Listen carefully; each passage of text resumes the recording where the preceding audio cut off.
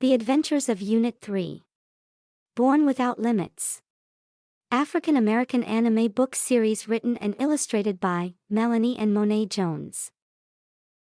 Welcome to Unit 3. Born Without Limits. Dedication. This book is dedicated to our family and friends. With love and appreciation of all of their support. Mom, Monet's grandmother.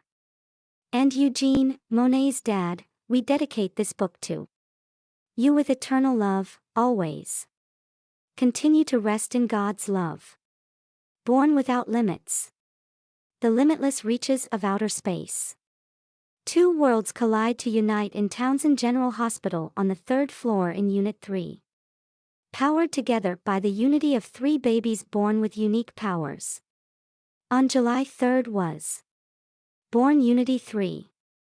Nova, Altair, and Star. As the dark and calm day begins, on June 3rd at the Townsend General Hospital, something powerful is about to take place in labor and delivery on the 3rd floor in Unit 3. Grace awaits in extreme pain as her mother-in-law, Naomi, is there to comfort her. Grace grabs Naomi's hand and says, "Mom, please promise me that no matter what happens to me, if I don't make it." Naomi cuts her off and responds, "Why would you say that, Grace?" Grace continues in a painful voice, "Mom, the doctor explained it to us. Moon told me this may happen, so we must prepare. Promise me, that no matter what, that," Grace stutters. She takes a deep breath. "That you will keep them all together. That they will stay together, and no matter what. Please, Mom." The monitor begins to beep as her heart rages and the pain increases. "Mom. Please." Her mom answers while crying and looking down with sadness and tears rolling down her face, "Okay, Grace. I promise, but I'm too old to raise children again." Grace pleads, "Mom, please. Promise me." Grace's mom finally gives in, "Okay, Grace. Please relax. I promise. I promise to keep them together. Just don't give up, you will be fine." "I hope so," Grace exclaims, "I want my husband to be found and we live and raise our children together." She smiles with tears and the contractions start to slow down. Nurse, Ava walks in. "Grace, how are you feeling?" "The monitor alarmed me that your heart rate was higher than normal." Grace explains, "I'm sure it was the pain of these contractions. They have worn off for a moment. Okay. Maybe you should get some rest while it's calm." The room filled with laughter. "Yes, I agree. I'm feeling a little sleepy." Naomi says, "Get your rest now. I'm going to the cafe to get a snack and something warm to drink. It's very cold in here." "Okay, Mom. Come right back." The weather is still raging outside. Naomi gets on the elevator to head to the cafe. Someone speaks to her in a deep voice, "Hello, Naomi." She looks around as she thought it was her son, Moon. She looks in awe. "Apollo. It's you.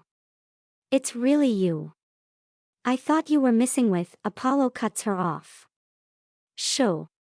I got away. I've been in hiding, waiting for the babies to be born."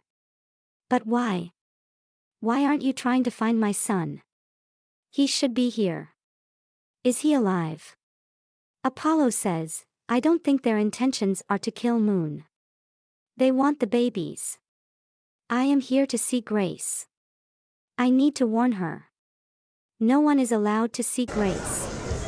They both exit the elevator to enter the cafe. Apollo says, "Wait here. I will be right back." Apollo rushes to get upstairs to speak with Grace. He enters the room as Grace is sleeping alone. Grace's stomach makes a huge turn and rumble with great pain.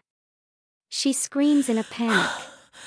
Apollo approaches Grace while she's experiencing lots of pain and shock from his appearance because he was missing with her husband, Moon. Grace yells, "Apollo. What are you doing here? How did you get in here? Mom. Mom. Nurse. Apollo moves closer to her. Apollo says, "How's the pain?" with a huge grin and says, "Not as bad as Moon's, I suppose." I'm sure it hurts that he can't be here to greet Unity 3. Grace yells as her heart races and the contractions start to build. She can barely speak. She's having a panic attack. Grace yells, "Get out. You know where Moon is, don't you? Stay away from us. My babies, you better not think of taking my babies." She starts calling for the nurse as Apollo runs out. Stay tuned for what happens on next week.